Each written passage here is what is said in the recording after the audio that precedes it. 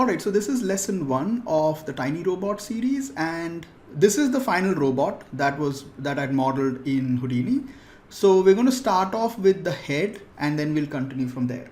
So I have a blank scene, and let's just create a geometry and I'll call it robot. And what I need is I want to take a line. So I want it to be, this won't be fully procedural, it'll be like semi-procedural. What I want is I want like 3 lines that will allow me to control the length, width and depth of the robot body. So let's say this is the height, and what I'm going to do is I'm going to take an axis align. Take a match size. I keep forgetting the name. Yeah, so take a match size and let this be in the center. Okay, so this becomes the height, and let's do one thing. Let's put a null here, and let's rename this back to line. Let's call this height, and let's give it some color. So let's do like RGB. So let's make this red, and then I'll do Control C, Control V, and this will be in the X axis. Okay, so this can be the depth, and let's make this green, and let's do one more, and this will be the width, and this will be in the Z. Yeah, so what we'll do is, the first thing I want to do is I just want to get like a skinned rectangle. Okay, so I'm going to take the height and the width. Okay, and what you can do is just take a copy to points, and let's bring this here and bring that there. Yeah, so the width comes in here and the height goes in there. So we get this, and then just take a skin. Okay, now what I want to do is I want to bevel these, but I want some control. Okay, what I want is I want the beveling at the bottom to be less and on the top to be more. Like you can see here, like this has more beveling and then this has lesser.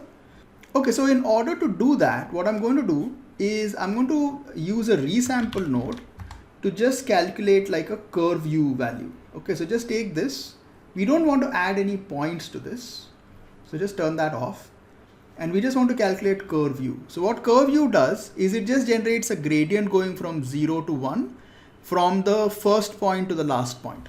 And what it should also do for us is that when we do copy to points, it'll apply those values to my lines, to my horizontal lines. So the skin will also have the same gradient. And this can now help us control the beveling. Okay, so what I can do is I can just take a float node. So take an attribute at just float, and we can call it as let's call it bevel control. And this will just the attribute name will be p scale.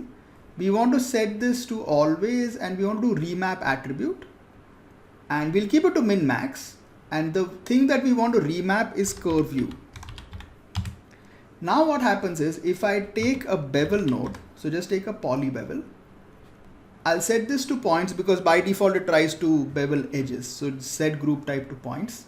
And in the scaling, we'll do scale by attribute, and it default picks up p scale. Now what will happen is that when I try to increase this value, you'll see like it's only beveling the top because our value is going from 0 to 1. I'll also give it some rounding.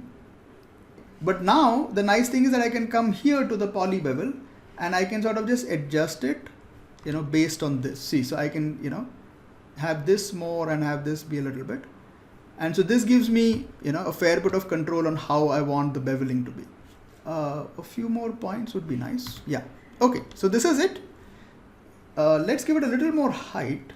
So I just want this to be a little bit more like that. Maybe 1.3 should be good. Okay. And then I just have to, extrude this. So let's take this guy again. And you can do a skin, you can do a sweep as well, but with sweep it sort of does like a rotation problem. So this is also fine. Like what will happen is if I try to do a sweep here, so I take this and then I plug in the geometry and it, default does this. So I have to come into the sweep and then I have to sort of, rotate it 90 in my roll, or no, hold on a second. Yeah, then you have to sort of figure out which one has to roll. Yeah. There you go. I think that is the one. Yeah, so I don't want to do this. I just feel like it's more work. So what you do instead is just do a copy to points again. And we can plug this and that. Okay. And then just do a skin. So there you go. Now I just want to fill the front and back. So just take a polyfill. Or actually no, take a cap. Is it the same thing? I'm not sure. Yeah, they're the same thing. Okay, so anyway, so we can just take a polyfill and there you go. So it fills up this thing. But what I want to do is I want to bevel the front and back as well. So let's do something a little more interesting. What you can do is you can turn on output groups. So it will generate a group called patch. And then I can take a bevel node and I can just come in here. We'll set this to primitives and we'll pick up patch. And then I can just, bevel these guys. And that is my basic body. And let me just sort of bevel this a little bit more. Yeah, I think this looks nice. Okay, so there you go. So now we have like a controllable head, and the advantage of this is that all the other things that I want to put on this, like the eye and the light over here, and then we're going to have some ports in the back. All of that stuff can be based on these guys, so I can use these, I can carve them up and cut them into smaller pieces and use those as, placement points for the other ports and everything. Okay, so let me just save this file. All right, so now that we've made like the basic body, let's make the cover for it, like this cover that we have on top. So what I'm going to do is from this point, we will split it off. So I'm just going to take a null and just bring this out here. We don't really need the null, but yeah, okay. And what I want is I want to carve it a little bit, so it starts from there. So I'll just take a carve node and we will just carve it. It'll be a little difficult to control this because it's not going to be very precise. What happens is that if there are no points in the middle, the carve kind of moves very oddly, like it doesn't exactly know, like how to control itself. Now this doesn't need to be equal because we'll use a symmetry later to make it equal on both sides. So this is fine. And then we're going to take a copy to points and I'm going to take the depth. Yeah. So let's take the depth. I'm going to take a transform and scale it. So let's just take this, plug it in there, because I don't want it to be like the full size of the body. So I'm just going to take this and scale it down a little bit. Yeah, because we don't want, we want it to be like smaller than the bevels. Okay, so till about there is fine. Yeah, and then we do a copy to point. So we'll have this stuff, and I can just do a skin again. Yeah, so this is fine. Okay, and then take a lab symmetrize and just plug it in, and then we want to symmetrize in the Z axis. So there you go. Okay, and then we can say dissolve flat edges, so it'll get rid of that middle line. Okay, and so now we have something that is roughly the size that we want. Okay, and we can take the carve and we can just decide yeah, I think this one is controlling it. So you can sort of define how much it should be. Okay, so this is good. Now what I also want to do is I want to round off the bottom. So take a group node and we'll call it bottom and select points. And you can, if you just want to do one expression, you can actually just type an expression here. So we'll do at p.y is less than 0, which should get rid of everything here because we're sort of in the middle, right? So it'll pick up everything at this point. And then take a bevel and we can do bevel points, and I can pick up this and just, so you can keep it like this, or you can round it off, completely up to you. Okay, so this is good. And now I can just take a poly extrude and we can extrude this. Yeah, so if we merge these together and also do an output back. Yeah, So if we can merge these together, I get, these two guys, and there you go. So we have like, a nice little cover on top. Maybe a little more would be okay. Okay, so this is fine.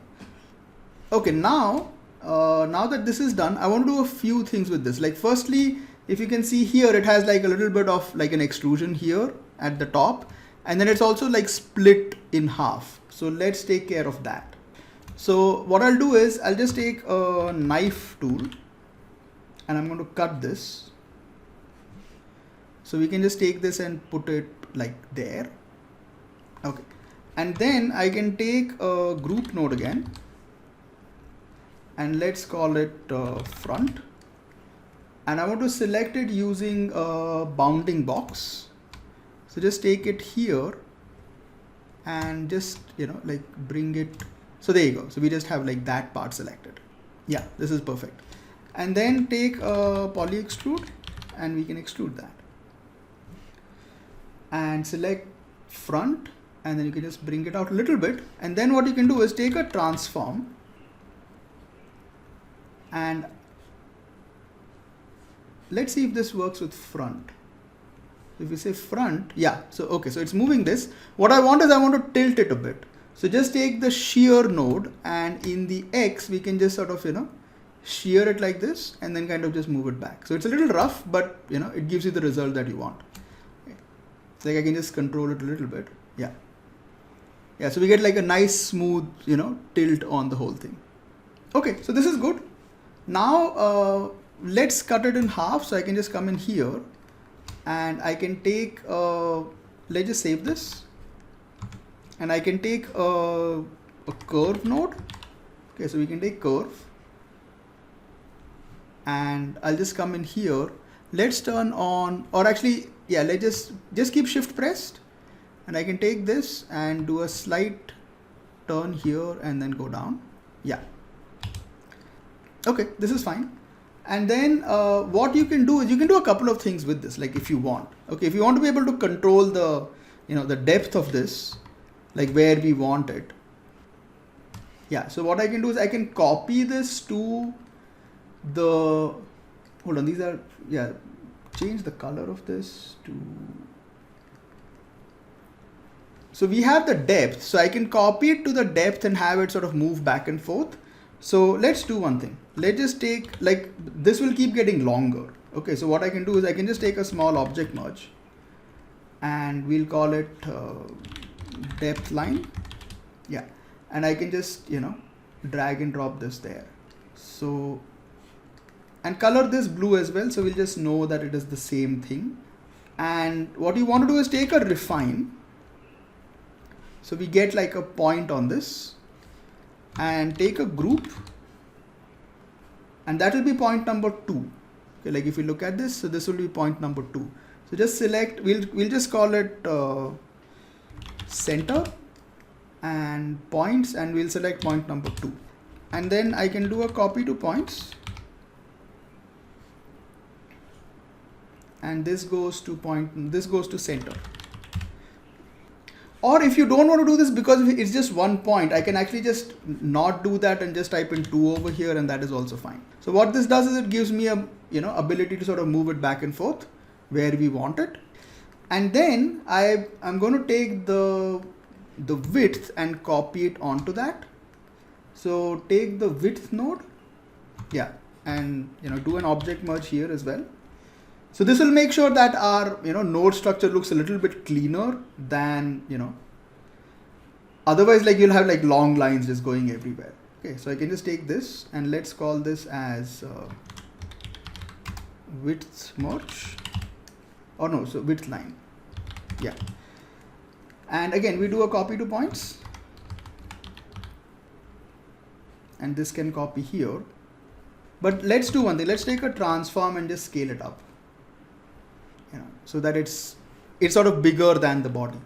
And then I can just take a skin and skin it. Yeah.